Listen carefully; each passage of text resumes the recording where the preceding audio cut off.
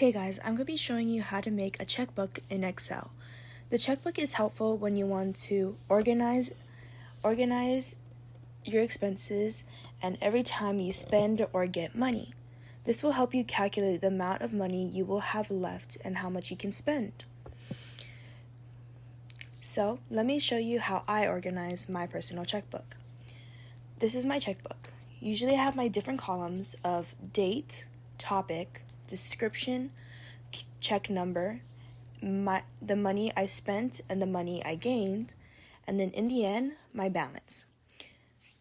Of course, this is how I like to organize my checkbook, and you can switch it up however you like, but I'm going to be showing you how to use the if function to calculate the total from the subtracted and added amounts of money that you put.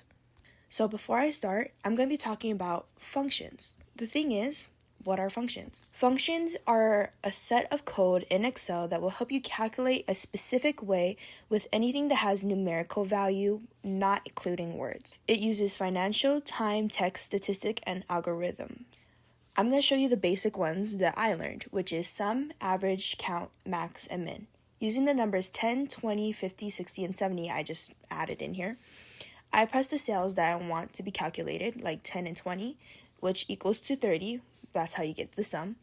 Average is taking all the number and finding out the average between all those numbers using pretty much doing sum divided by count.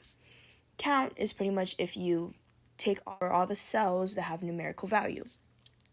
Max is going to find the biggest number in the cell group that I chose. And min is going to do the same, but of course, finding the minimum number, which would be 10. So now that you know these functions, let me tell you the function that I ended up having to use, which is the if function. The if function has 3 separate tasks. You have to know the conditions, or what you want to do, or if it's fulfilled and if it fails. And so, the if function is pretty much going to be used in your balance sheet, finding the total.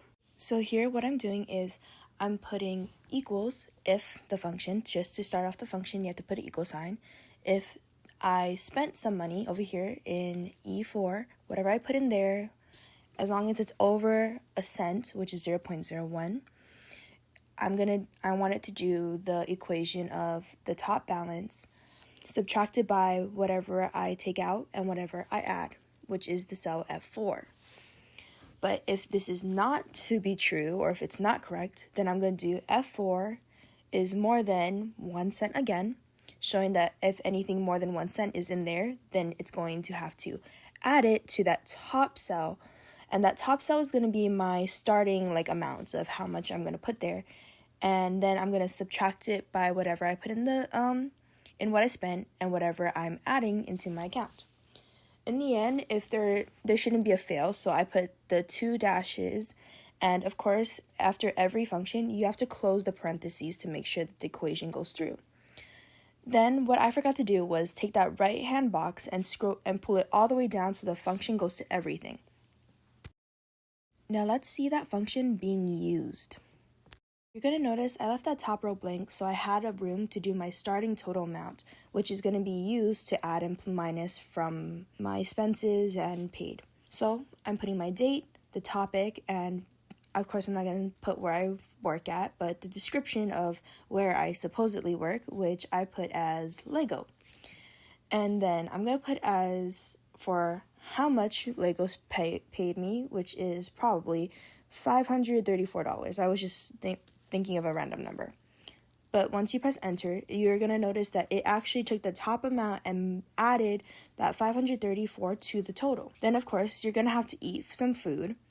And sorry if I spelled that wrong, but I did $10.74. Make sure you put that decimal for the cents or it's going to calculate it as thousands. But after putting in more data, you're going to notice that that top row, which I told you was my starting cell, if I deleted or changed that top row, you're going to notice that all the other totals change as well.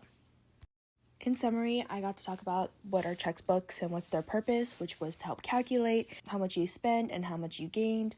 And then, of course, the small functions that we started off with.